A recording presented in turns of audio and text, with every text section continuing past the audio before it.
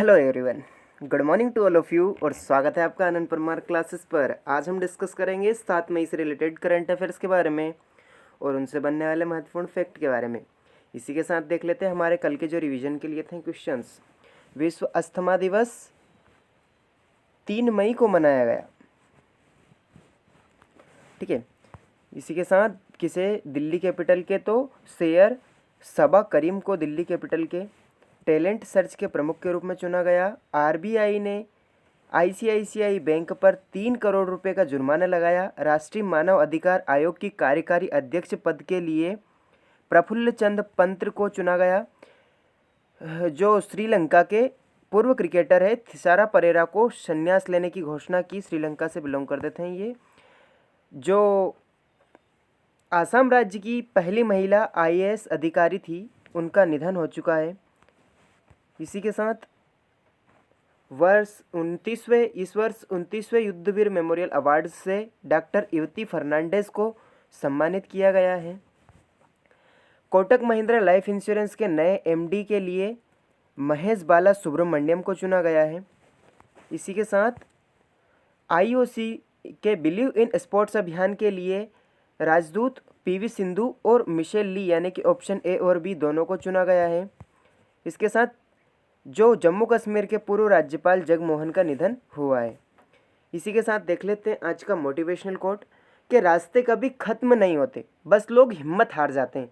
तैरना सीखना है तो पानी में उतरना ही होगा, किनारे पर बैठकर नौका फार नहीं होती, ठीक है। तो गोताखोर नहीं बनता है बिना किसी गोता लगाए। तो आपको किनारे पर बैठकर सोचना नहीं है कि मुझे आईएएस बनना है, कि आईपीएस बनना है, कि एसएससी की तैयारी करना है, कि कांस्टेबल का निकालना है। आपको आपकी क्षमता के अनुसार जो लक्ष्य आप रख के चलते हो, आपको सोचने से कुछ नहीं होएगा, क्योंकि आपका एक छोटा सा आपकी सक्सेस की तरफ लिया हुआ कदम एक दिन आपको बहुत आगे लेके जाता है, ठीक है।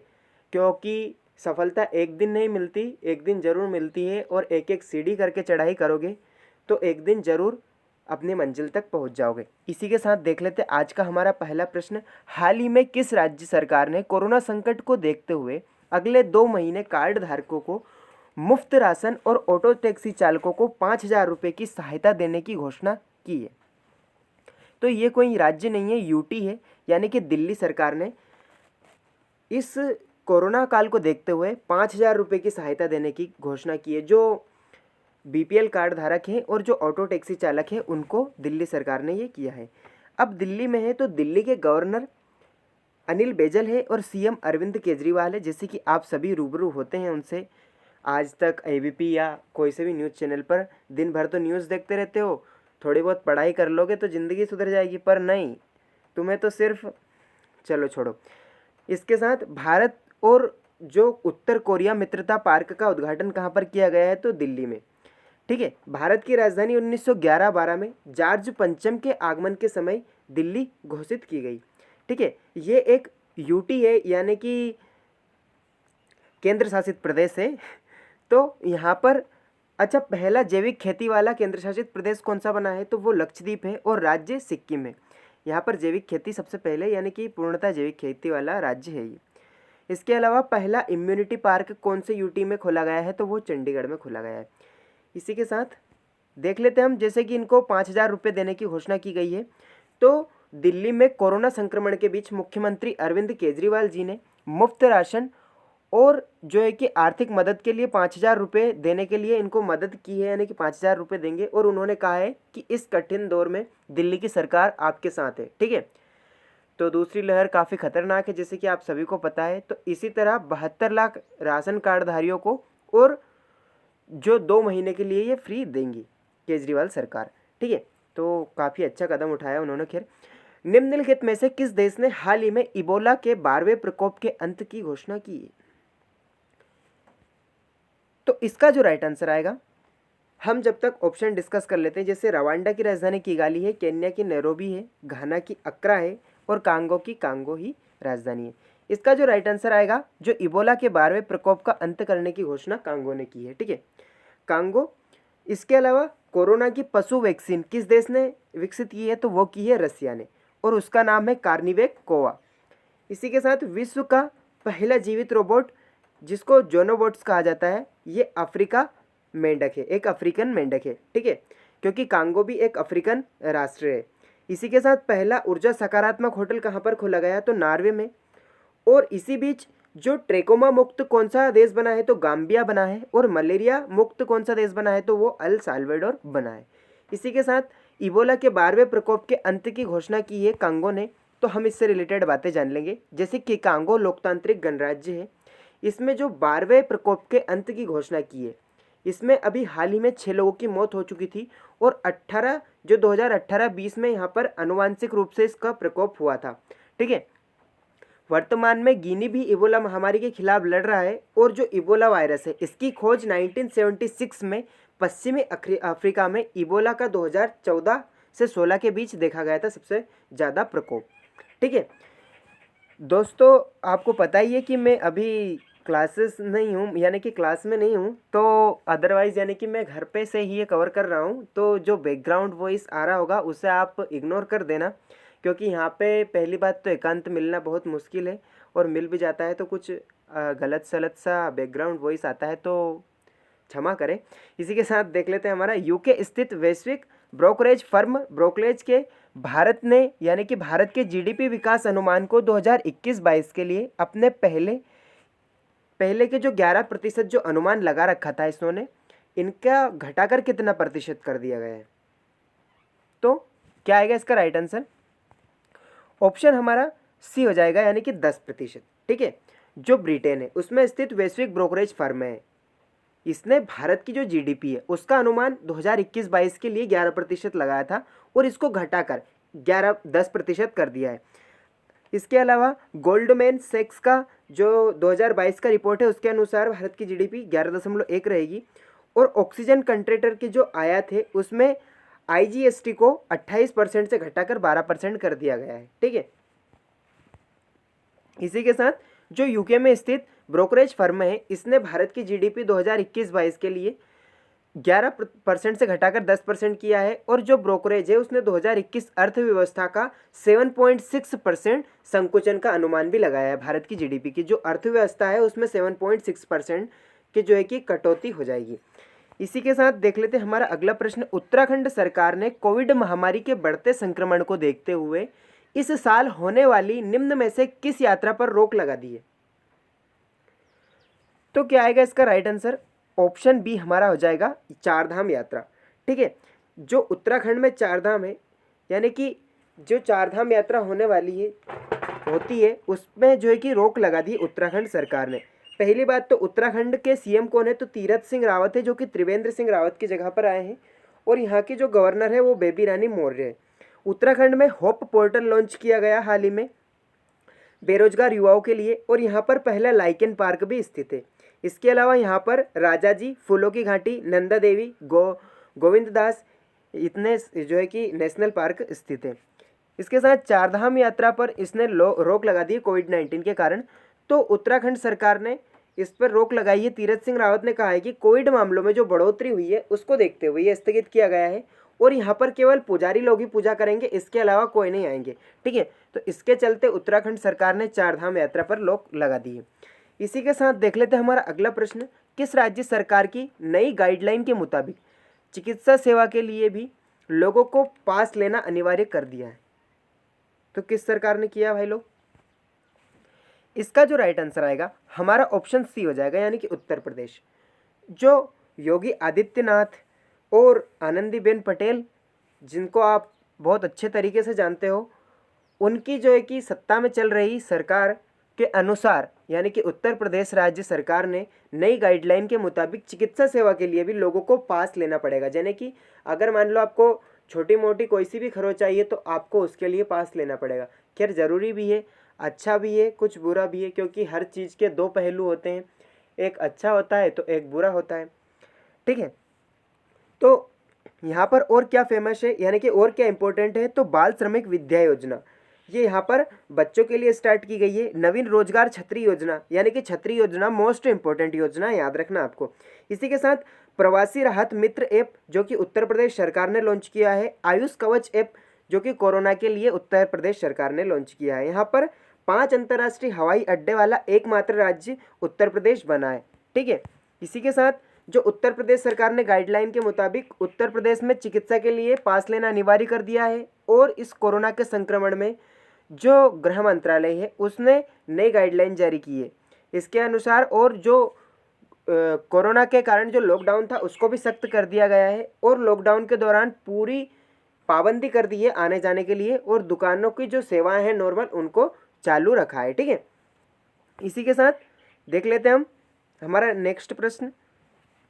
किस देश ने हाल ही में भारत को P-81 पेट्रोल विमान की बिक्री को मंजूरी दी है? तो ऑप्शन हमारा बी हो जाएगा, यानी कि अमेरिका।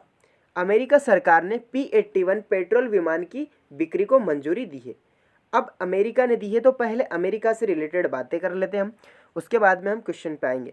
ठीक है, तो अमेरिका की राजधानी वॉशिंगटन DC है और नासा, वर्ल्ड बैंक, IMF का मुख्यालय अमेरिका की वॉशिंगटन DC में स्थित है। ठीक है, यहाँ के राष्ट्रपति जो बाइडेन जो कि 46वें नंबर के हैं और उपराष्ट्रपति कमला हैरिस है जो कि माइक पेंस की जगह पर आए हैं। ठीक है, 49th नंबर की ये हैं। इसके अलावा मोना लोआ ज्वालामुखी जो कि अमेरिका में है और नोबेन एक्ट, हाल ही में नोबेन एक्ट जो कि चर्चा में रहा था, अमेरिका से रिलेट करते हैं।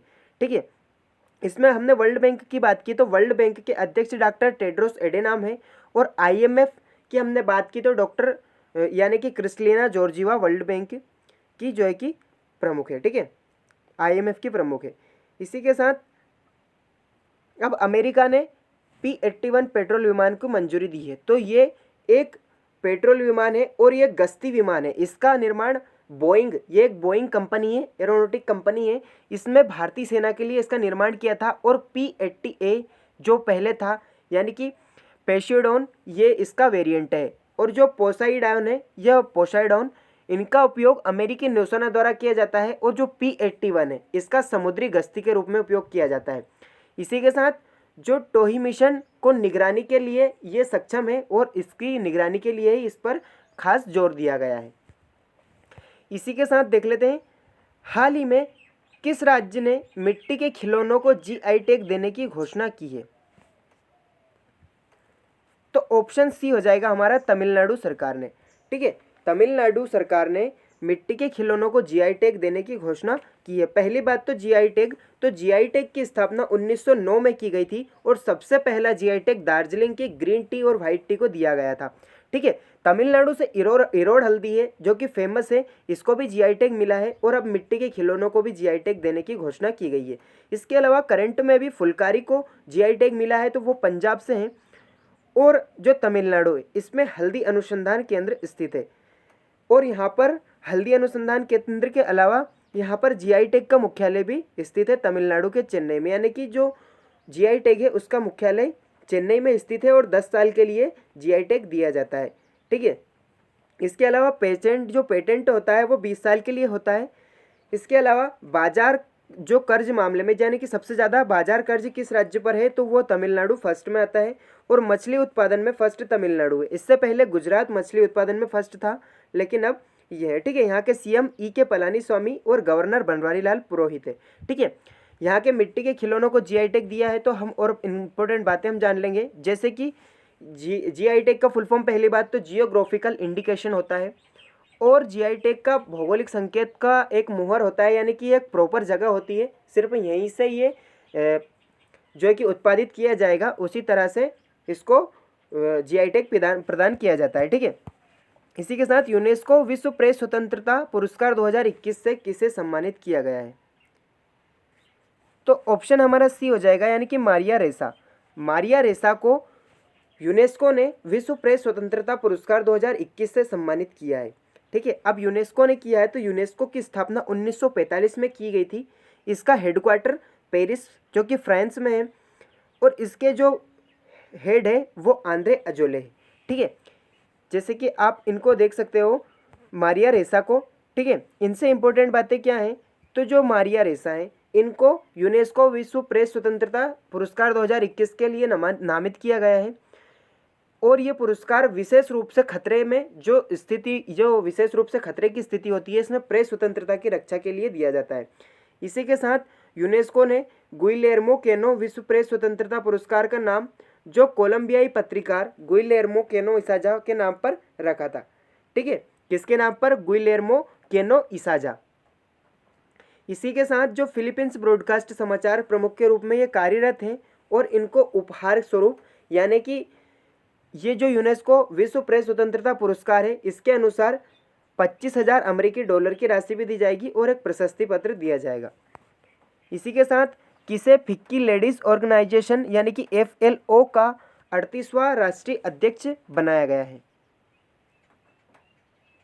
तो ऑप्शन ए हमारा हो जाएगा, यानी कि उज्ज्वला सिंघानिया। उज्ज्वला सिंघानिया को फिक्की के लेडीज ऑर्गेनाइजेशन FLO का 38वां राष्ट्रीय अध्यक्ष के रूप में नामित किया गया। पहली बात तो फिक्की, तो फिक्की के जो फुल फॉर्म क्या होता है? तो federation of Indian chambers of commerce and जो इंडस्ट्रीज, इसका फुल फॉर्म होता है federation of Indian chambers of commerce and industries. इसके अध्यक्ष उदय कोटक है और इसकी स्थापना 1927 को की गई थी।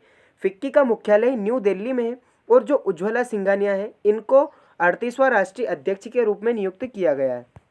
इससे रिलेटेड बातें कर लेंगे, जैसे कि इनको 38वां राष्ट्रीय अध्यक्ष के रूप में चुना गया है और ये महिलाओं को उद्यमिता, उद्योग की भागीदारी और आर्थिक विकास को बढ़ावा देने के लिए एक सक्षम वातावरण की सुविधा देकर महिलाओं को सशक्त बनाने के लिए इनको बनाया गया है। जैसे कि हमने बात की, फिक्की की स्थापना 1927 में की गई है और फिक्की का मुख्यालय नई दिल्ली में। ठीक है, इसी के साथ कुत्ते की दुम सीरीज हमारी आ गई है वापस से। ठीक है, तो हमने कल 10 क्वेश्चन जो है कि कंप्लीट किए थे। आज हमारा 11वां प्रश्न है, भारत में किसके काल में Indian penal code, civil procedure code और क्रिमिनल प्रोसीजर कोड पारित किए गए थे? तो इसको यूपी PCS में पूछा गया है और इसका जो राइट आंसर आएगा लॉर्ड कैनिंग। ठीक है, जो इंडियन पेनल कोड या IPC, सिविल प्रोसीजर कोड और क्रिमिनल प्रोसीजर कोड जो होते हैं, इनको जो है कि कैनिंग के शासनकाल में लागू किए गए थे, पारित किए गए थे। 1857 की क्रांति को स्वतंत्रता का प्रथम संग्राम क्यों कहा जाता है? इसलिए कहा जाता है क्योंकि इस क्रांति का संबंध किसी भी संप्रदाय से नहीं था, ये पूर्णतः क्रांति थी इसलिए। ठीक है, भारत में सही मायने में स्थानीय स्वशासन का जनक किसे कहा जाता है? तो लॉर्ड रिपन को। SSC 2010 में पूछा गया है, इसलिए हम कुत्ते की दुम सीरीज कहते हैं, बार बार रिपीट होते हैं ऐसे क्वेश्चंस। ठीक है, मंगल पांडे ने 1857 की क्रांति की जो पहली गोली चलाई थी वो कहाँ पर? तो बैरकपुर में। ठीक है, सती प्रथा का अंत करने तथा ठगी को समाप्त करने के लिए इसका श्रेय किसे दिया जाता है? तो विलियम बेंटिक को दिया जाता है और NDA 2000 में पूछा गया प्रश्न है। पिंदरियों का दमन किसके काल में हुआ था? तो जो वॉरेन हेस्टिंग्स है उसके समय में हुआ था। रैयतवाड़ी पद्धति किसने लागू की थी? तो टॉमस मुनरो ने। मोस्ट इंपॉर्टेंट क्वेश्चन है, कई बार पूछा गया है। ठीक है, विक्टोरिया के केसर ए हिंद की उपाधि किसके समय में मिली थी? तो लिटन के काल में मिली थी। ठीक है, इसके अलावा इंग्लिश ईस्ट इंडिया कंपनी का प्रशासन भारत में कब समाप्त हुआ था? तो वो 1858 को हुआ था। भारत में जिस प्रथम राजनीतिक संगठन की स्थापना 1838 में हुई थी उसका क्या नाम था? तो वो था जमींदारी एसोसिएशन। ठीक है, so that is it for today guys. आज के वीडियो में बस इतना ही। वीडियो पसंद आया हो तो लाइक करें, अपने दोस्तों के साथ शेयर करें और ऐसे ही और अधिक वीडियोस देखने के लिए आनंद परमार क्लासेस को सब्सक्राइब करें। So keep learning, keep watching and keep growing. Thank you for watching.